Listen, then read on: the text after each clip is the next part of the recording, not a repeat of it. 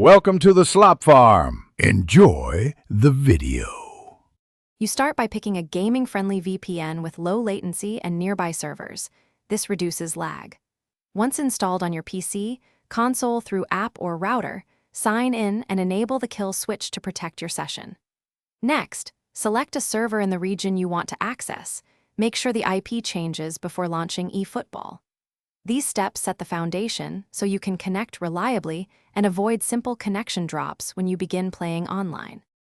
Once the VPN is active, change protocols to WireGuard or Open VPN UDP for better throughput. Slower TCP often adds latency.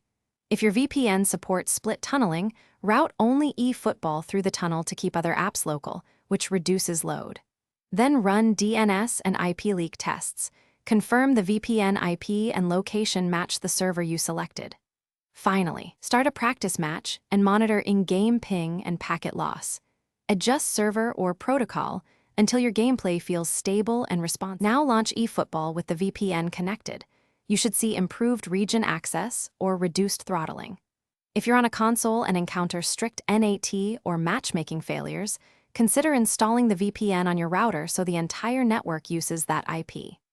Make sure UPnP is enabled only if you trust your network. If you run into problems, try a different VPN server, switch protocol between WireGuard and UDP, or temporarily disable split tunneling to isolate the issue and restore stable matches quickly. Thanks for watching. Consider subscribing if we helped you today.